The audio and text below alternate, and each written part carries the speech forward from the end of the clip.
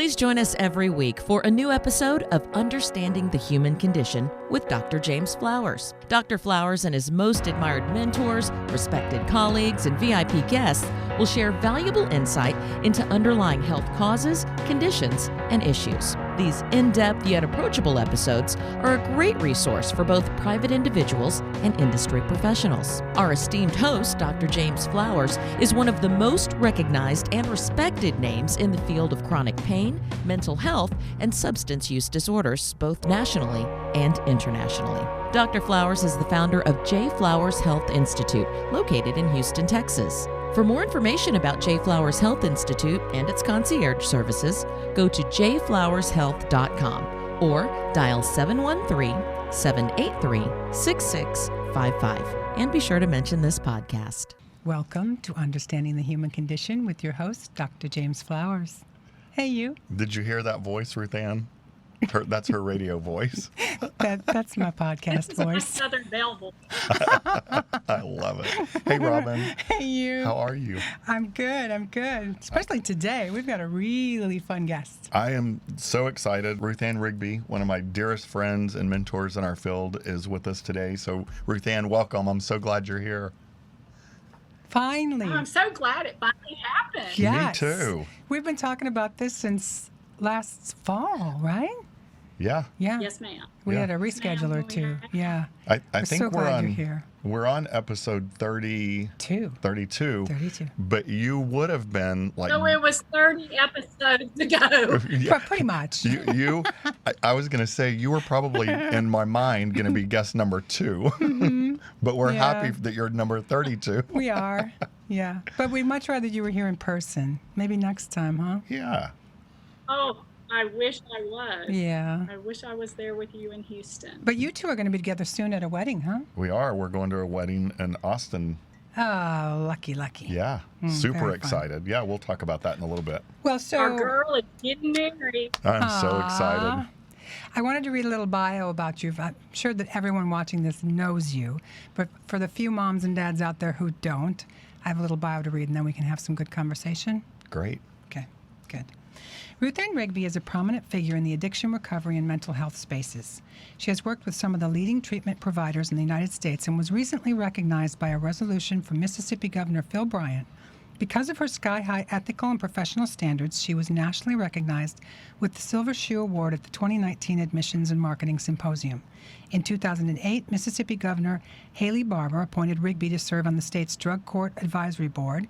Rigby has served as a board member on numerous community organizations, church and leadership committees, and behavioral health associations. In her free time, Rigby serves on the advisory board for the Center for Hope and Healing at the Broadmoor Baptist Church, where she is on call to work with any family that crosses her path. She is dedicated to fighting for those caught in addiction and ending the cycle of dependency. Her leadership and action has been proven over and over again by her tireless energy and passion to change and save a person's life. Ruth Ann, along with her husband, retired Colonel Joseph Rigby, is that right? Are co-founders of 501c3 nonprofit organization First Responders of Mississippi. They created this organization to help first responders in their greatest time of need with assistance, wellness, and hope. Her purpose and passion is helping those who cannot help themselves. Welcome. That's awesome. That's pretty amazing. Oh, I'm so excited to be here. Yeah. Thank you, Ruth Ann. You know what? My first question after I've known you for so long, and I know so many of these things. Some of these I didn't know that Robin just read. But where does your sense of giving back, and where does your sense, I know the answer to this, but where does your sense of service come from? My sense of service comes from being a person in long-term recovery. Yeah. And I actually got to physically pick up my 24-year chip, March 1. Yay! Oh, Congrats. yay. When I actually I went in person. That was my very first in-person meeting in a year. Wow. And, Oh, wow. there, and I've been vaccinated, so I felt it was okay to go back. Yeah. And that's where my sense of purpose, that's where my sense of service comes from, because it's ingrained in my recovery DNA, if you will. Absolutely. And somebody moved heaven and earth for me to get the help that I needed. Yep. And it's only right for me to do the same thing. Yeah. And you do that. I see you. Well, pre-COVID, we saw each other all over the United States at conferences and at get-togethers and in Austin and Arkansas and everywhere else. And everywhere Ruth Ann is, A, there's a crowd, but B, there's a laughing crowd, a fun crowd, sometimes a crying crowd, and she is always helping other people in whatever way she can, and it's just so. It is amazing in this field. You know, we talk about that sense of service and we talk about giving back, and certainly there's a lot of people in our field that give their time. Mm-hmm. But Ruth Ann gave her life. She gives her life every day to this, and it's been an honor to me to watch that, Ruth Ann. So thank you for what you do, and congrats on 24 years. I'm actually here. I live in Jackson, Mississippi, and I'm actually at my office when I'm not traveling. And of course, I have not traveled in over a year. Yep. So I'm at the Center for Hope and Healing at Broadmoor Baptist Church, where I work out of when I'm not traveling. And, you know, I'm the Chief Development Officer at BRC Healthcare in Austin, Texas. So I stay pretty busy. Yeah. You know, BRC Healthcare is one of my, Marcia Stone and you and BRC Healthcare, three of my favorite things in life. But I really want you to have the opportunity to tell the world about BRC Healthcare. Well, I'd love to talk about BRC. I know. Our dear friend, Marcia Stone, I met Marcia Stone many, many years ago. And when you meet Marcia, she just happens to also be blonde. So we call it blonde Southern Belle power. True. Southern Belle blonde mafia, if it's needed. And when I met Marcia, honestly, my life changed. I mean, she's full of passion. She's full of purpose. She's full of those things that I want for myself. But what she truly is a warrior for recovery. Yeah. And you admire people in your life and you want what they had. And when I met her, my life changed. And we became really good friends. And I can't imagine doing what I do without Marcia and Drew and Caitlin and Mandy and Tracy and our team at BRC, because I've never been with an organization that goes the distance like we do. And I can talk about it from a personal matter, and this was many years ago. And James, you know what I'm about to say. You know, when my nephew was in trouble, I called Marcia and that's right. And led him to BRC. And when my nephew was in trouble again, I called James. That's right. You know? And you call the people that you trust the most to help you in your greatest time of need. And Marcia certainly has been that with me. But, you know, I started as a referral source, I started seeing the change in the clients and patients that I was referring and the families that I was referring to BRC. And it was just extraordinary. And I'd never seen a change like that in where I had referred patients. You know, certainly I say there's an experience in life where your feet are on the ground and you can have a spiritual awakening. And BRC is one of those organizations that I had that the minute my feet hit the ground there. Yeah. And that's truly, you know, where we get the purpose to serve is we want to help as many people as we possibly can get to the right level of care, because as you know, not everyone is going to go to BRC. I mean, we do what's best for the family and the client, and, you know, that's what really probably sets us apart. We always want to give family options. Absolutely. You know, a word that comes to my mind as you were talking about Marcia, and I was listening to you, and talking about you calling Marcia in a time of need and Marcia calling you, and is authenticity, right? Is surrounding ourselves with people who are authentic like ourselves and authentic like we want to be, right? And my niece is an example. You know, I called Marcia because of her authenticity and her passion. You know, my niece, as you know, had been to 19 or 20 treatment centers. 19, Robin. She was only 42. Goodness. 19. She was a hot mess. Hot mess. She had not been sober more than, I think maybe she'd reached 90 days one time since she was 16 years old. And she called me and was in San Antonio, and I thought, okay, let me call Marcia. And called Marcia. Marcia took her on a scholarship without asking, took her on a scholarship and said, get her here today. Started working with her, and 28 days later, Marcia called me, or 30 days later, Marcia called me and said, oh, she's not going anywhere. And I said, what do you mean?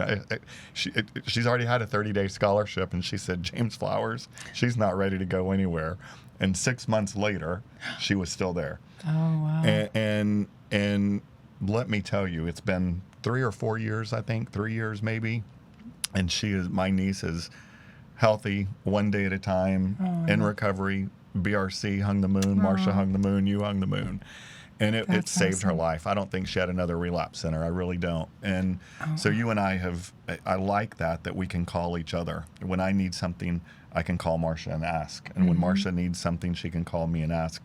And Ruth Ann, it's this nice, and we have other friends in the field, of course, that we're very close with that we can do that. But that's one of the amazing things about the recovery community, is that you have your network of people that are authentic and that you trust and want to give back, and that we can help each other, right? Yes, and and one of the ways that we were able to do that, certainly like we did with your niece, is through the Mark Houston Foundation. Yeah, tell us about that, please. Yeah. Yep. Mark Houston Foundation, Marcia started in honor of Mark Houston, who was the original founder, obviously. But, we have families who donate to the Mark Houston Foundation to help other families who necessarily do not have the funds to be able to come to treatment. Yeah. And so we serve many, many people through our foundation. Yeah, it's amazing. Yeah. Real quick before I forget, if someone wants to donate to the Mark Houston Foundation, how do they do that? Yes, they can go to our website and make a donation through the website under the Mark Houston Foundation tab. That's great. Good. Cool. Well, so you mentioned in your pre-podcast notes how important it is for us to be able to work professionally, staying well in all areas of our life, personally, emotionally, spiritually. Do you want to talk more about that and give some people advice? I think it's very important for people who work in this field that we do is to stay healthy and to be able to stay healthy. And if you're in recovery, you need to work a healthy program, and that's continuing to go to meetings, continuing to sponsor and be of service. Part of keeping what we have is giving it away through service. But it's also continuing to do your own work with a therapist or at a retreat center, because what we do is very, very grueling. I mean, we're on call 24/7. I think I saw 7 families yesterday. And I mean, it's overwhelming. That's right. And, the great people, the great support system that I have in my life, and James is certainly one of those, they have shown me the way to be responsible to self. Yeah. And for me to be responsible to self and to be able to be responsible to others, I have to do the next right thing and take care of myself. And I give my support system, and my support system is a small group of people that I trust, and they can call me out when I need to be called out if my behavior is changing, or if I'm, I'll give you an example. I lost my mother probably 10 years ago. I try not to keep up with dates. Yeah. Sometimes dates can get cloudy, but when I lost my mother, my friends circled up around me and they said, you've got to go get some help before the end of the year. And I was like, I don't have time. I'm too busy. I can't do that. I've got to take a call. I've got a conference to go to. Yeah. I'm proud to say that I went to Onsite and did the Living Centered program, and it changed my life and it changed my life in so many different ways. Yeah.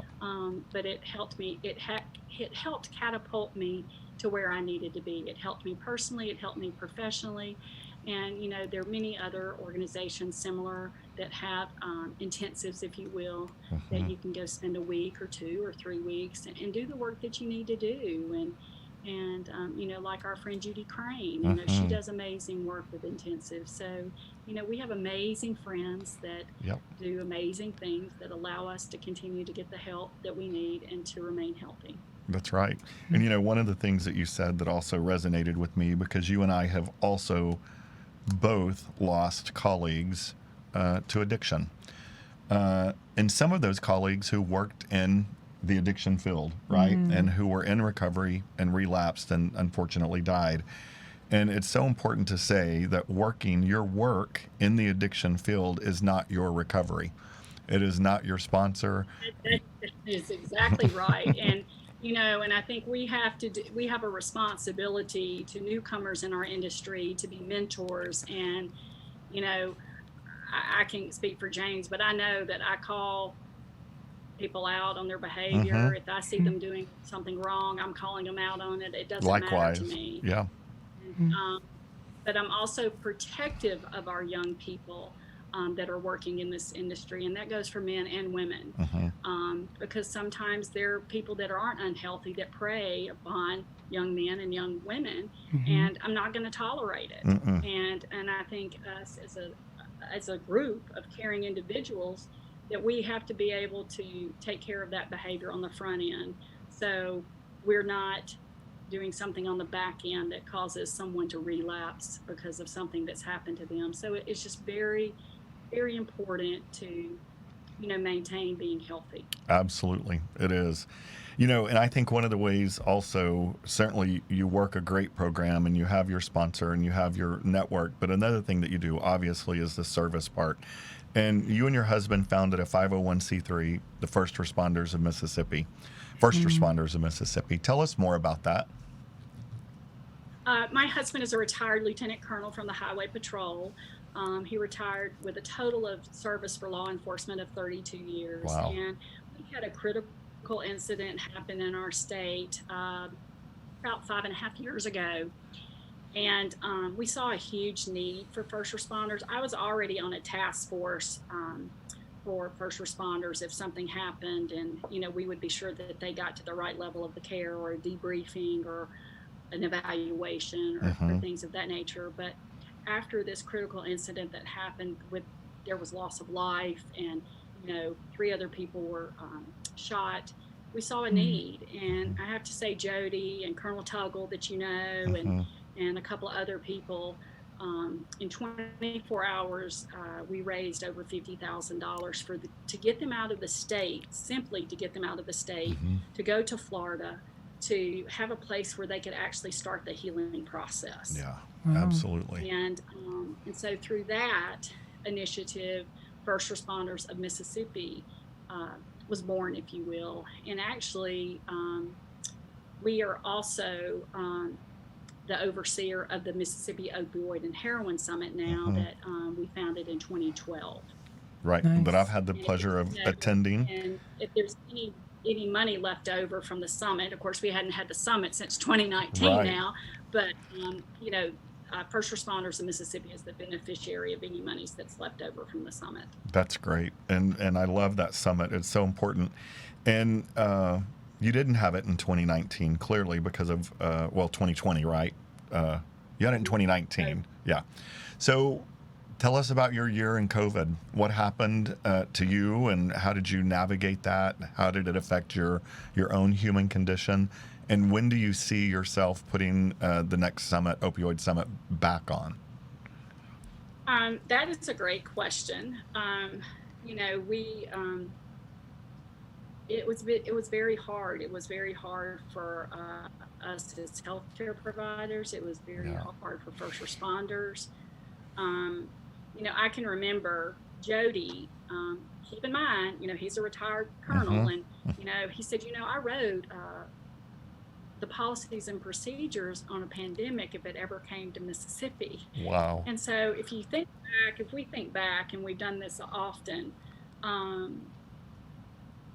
he started accumulating things in October of 2019. Mm-hmm. Wow. And I can remember in January, that's when we first started hearing, really more and more about it. Sure. And he said, we need to go to Sam's right now. And we loaded up. And, I Wow. probably need to say my name is Ruth Ann, and I'm a germaphobe. I mean, look, if you look at the desk, Right. I've turned into a germaphobe. Yeah. And I say that with a lot of love and concern because, we just had to do all the things that we had to do. But what we did is we saw first responders who did not have the supplies that they needed. Mm-hmm. They did not have KN95 masks. They did not have face shields. They did not have the supplies they needed to do what they needed to do. Mm-hmm. And so through some people that we know, we were able to secure KN95 masks that through a partnership with the Attorney General of the state of Mississippi and the Department of Public Safety and the Mississippi Bureau of Narcotics, we were able to secure quite a few masks, and we helped distributed those. And we also became a distributor for other people who had received masks, so we could be sure that the first responders were able to get them. Yeah, absolutely. Thank you for doing that. And Jody actually contacted a company out of Texas Mm-hmm. that started making face shields, and they heard our story, and we bought some face shields, but then they sent us some face shields. Yes, they did. Yeah, that's amazing. You're such a leader around the country, but within the state of Mississippi itself, you're well known. You're a well-known leader. You're a well-known woman in recovery, and you've had your 2 vaccines. Tell people around the country your own experience of why you believe. Because I'm going to give you a little soundbite. I want you to put this on your Facebook. Why is it important? I want you to be a role model. Why is it important to be vaccinated, Ruth Ann Rigby? For me personally, it's the right thing to do. And being a person in long-term recovery teaches me to be responsible. And I'm responsible, and I'm going to do whatever it takes. And I'm a person who has previously I've had a lot of medical issues, but I was not going to let fear feed me and stop me from doing what I need to do, because, when we were born way back when, and we won't say what year, our parents got us vaccinated. Right. And, nobody could have ever seen what we were hit with last year. And, I thank God that we do have a vaccine. We have 3 different types of vaccines, and it's just important to get vaccinated. I can tell you personally, and I'm probably going to cry. I mean, we lost a lot of friends that we knew to COVID. Yeah. And I fight hard. Yeah. And you and I are both advocates, and it's the right thing to do. It is. And I'm very proud that Mississippi today announced that we have opened it up for everybody 16 and older to get a vaccine. And that's something that Governor Reeves and Dr. Thomas Dobbs at the Department of Health and Dr. Paul Byers they have worked endless hours to be sure this was taken care of, and just to have that experience from registering to go and get your vaccine and I was lucky enough to be able to get mine locally, but my husband had to go 2 hours from here. Right. And again, recovery teaches us to go to any lengths. And so if we have to drive 2 hours, we have to drive 2 hours. Yeah. But having that experience with him of going to Greenwood, Mississippi, and see our military doing an amazing job of coordinating from start to finish, and the Department of Health and the nurses and everybody. It's a huge undertaking that honestly that these people are sacrificing. And it just really, really made me proud to be a Mississippian. It made me proud to be an American. And for us to be able to do that, if you feel comfortable, you need to go get a vaccine. Absolutely. Sure. And is there anything that you would... people said, and we we have not gone anywhere. I mean, we have done everything that we have supposed to do and things of that nature. But, in December, we had friends get sick. Mm-hmm.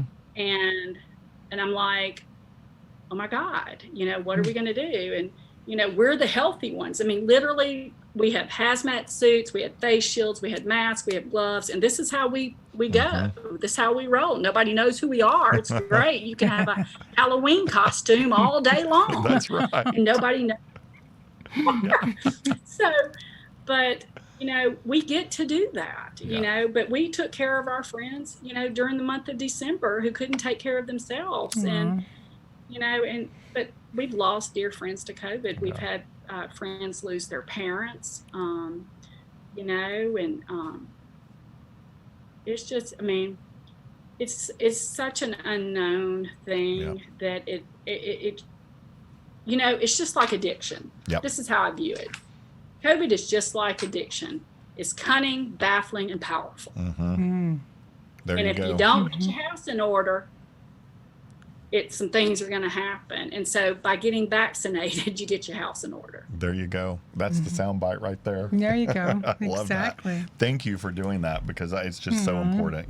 We're both blessed to have had both of our vaccines, because we're frontline and see patients every day and work with the community, and I feel exactly the same way. If you're comfortable, and if I can help make you more comfortable and answer my limited knowledge on COVID questions or the vaccine questions, I'm happy to do it. But you had a question. No, I was going to say, where'd you go? Methodist? Did you go to Methodist? Yeah. Mm-hmm. Yeah. Yeah. Mm-hmm. Yep. They were a well-oiled machine, too. It was just like They really easy. were. Yeah, Mhm. it really was. So you have some upcoming projects. Let's highlight those, because we're running out of time here, but I want to get those in there for you. Oh, So, wait, James said we had 4 hours today. oh, well. We have as long as we want, Ruth Ann. So do you want to talk about those upcoming Part projects? 2 coming up. Yeah, that's right. Exactly. Boys and Girls I Clubs. would love to talk about those things.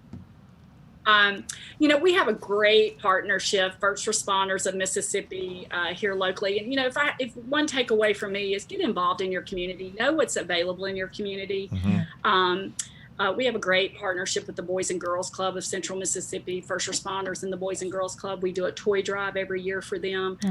This past December 2020, it took on a different layer, if you will. And we actually, with COVID, we were able to also help first responder families, not just boys and girls families, but first responders families.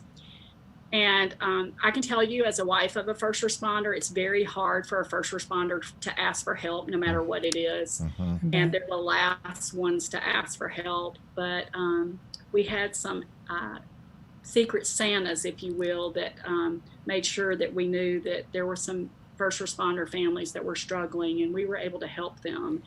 And that's about giving back. We're just proud of that partnership, but people have got to get involved in their community.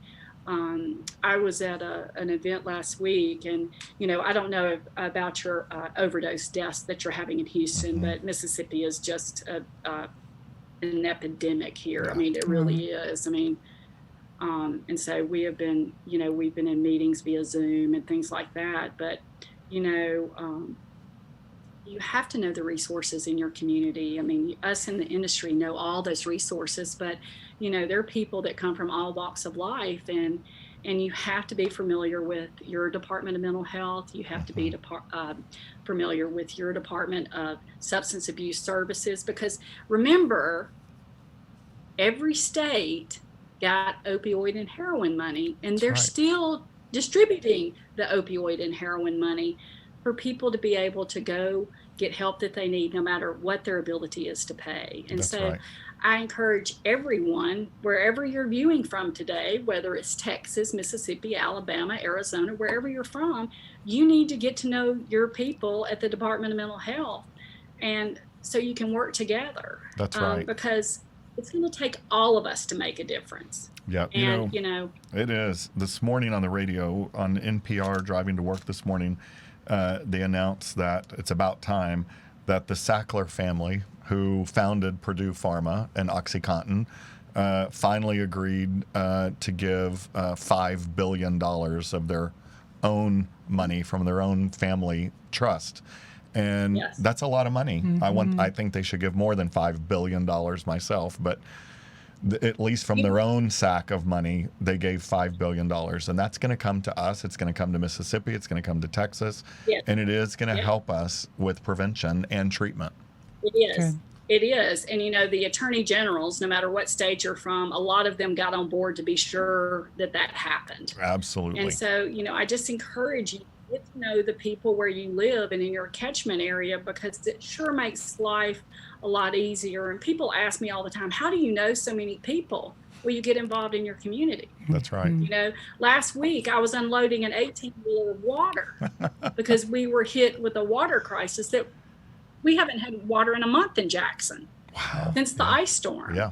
And so, you get active in your community. BRC is notorious for getting active in our community in Austin with the homeless and everything like that. Absolutely. And, we partner with Austin Med in December. We do that big event with the coat giveaway. I mean, there's just so many ways to be of service. Yeah, absolutely. Yeah. It just dawned on me, you being in Mississippi. Remember your friend, the neurosurgeon? What was Dr. Lee? Is he near her? Yeah. No, Do they he's know in each other? he's in Hattiesburg, but they know each other. Oh, okay. Yep. All right. Gotcha. Yep, absolutely. Well, we're running. Mississippi is just a small town, and everybody. But you were asking me what events were coming up, and we are going to have the Opioid and Heroin Summit this year. We're still trying to figure out when we're going to have it, whether it's going to be in September, October. We're trying to navigate that now. We want to be able to do a hybrid where some people can come in person and some people can do it via Zoom or other ways of technology. But we're doing that, and just trying to figure it out. I'm also the co-founder at the Southeastern Eating Disorder Conference, and our leadership team there. It's a very boutique conference that we created, and Robin Mooney has been a part of that for many, many years. Sure. Awesome. And we have postponed that to 2022 because it's the right thing to do. And that's what we do as responsible people who work in healthcare. We make the right decision. Absolutely. That's right. Well, you are an amazing leader and a great example, and someone that we all look up to, and thank you for everything that you do. And if I can do more for you or for any of your organizations, if you need me as a speaker or to come unload an 18-wheeler with you, you can always call me and I'll be there. Oh. Yeah. And Ruth Ann, if anyone wants to reach you, how do they reach you at BRC or follow up with you? They can certainly call our 800 number, and that number is 866-905-4550. Again, that number is 866-905-4550, or they can email me at rrigby, that's RRIGBY, at brcrecovery.com. Yeah, and Perfect. BRC Recovery saves lives. It is absolutely just one of the best things going in the United States as far as recovery and mental health treatment. So thank you, Ruth Ann, for representing Marcia, and who's a wonderful friend of mine, and they just do great work. Y'all do. Awesome. Thank you so much. I've just never, been with an organization who offers a full continuum of care from start to finish. And it's just amazing to see the miracles that come out, but it's also amazing the families that we help that go to other places too. Yeah, that's right. Yeah. And Dr. Flowers, if someone wants to reach you, how do they follow up with you? Same thing. Go to jflowershealth.com, and our phone number is on there, 713-783-6655, I think. Yeah. I always have to check too. But definitely go to the website, and there's a contact form on there. But Ruth Ann, I can't wait to see you in person and give you a big old hug. Thank you, So when we Ruth can do Ann. that again, and I love you so much. Thank you. Love you. And thank you so much, Robin, for your patience and tolerance in coordinating this today. No, you're just welcome. on It was a behalf of pleasure. BRC Healthcare and first responders in Mississippi, thank you for having me today. I'll see you shortly in Austin. Look forward to meeting you in person one day. Bye. Take care. Bye-bye. Absolutely. Bye.